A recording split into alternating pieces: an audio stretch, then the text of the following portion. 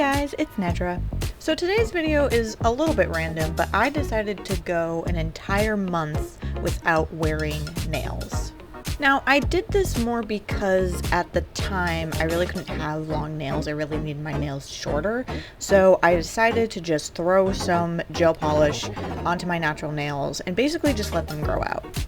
And I figured that I would document the process because I've talked about this before. I have naturally thin and weak nails. I just genetically have them that way.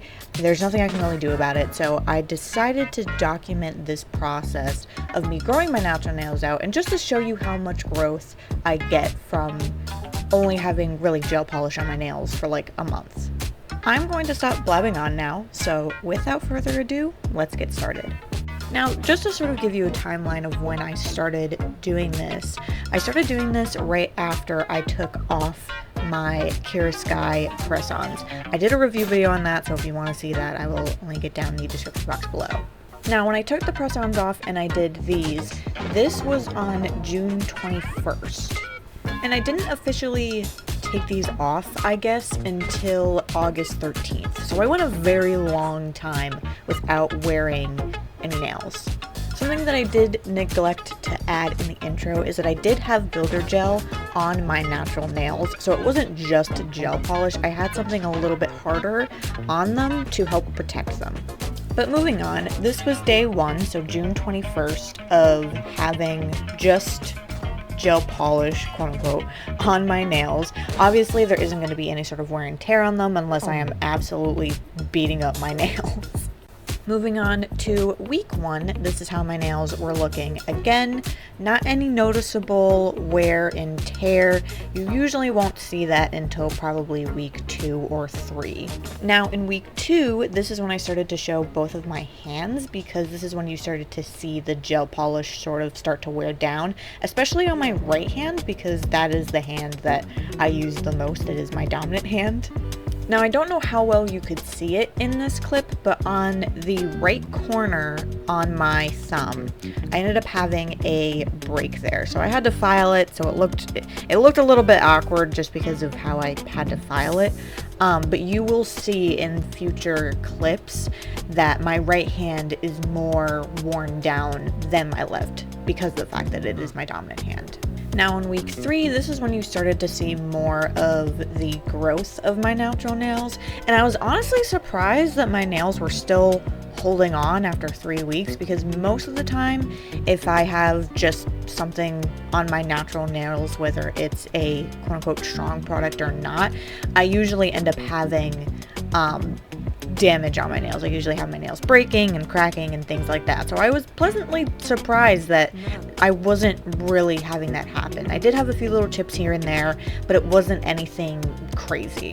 Now on week 4, and you'll see on week 5, this is when you really start to see that growth. I did file them a little bit just to fix the shape, and also because the corners of my nail and whatnot were getting snagged onto stuff.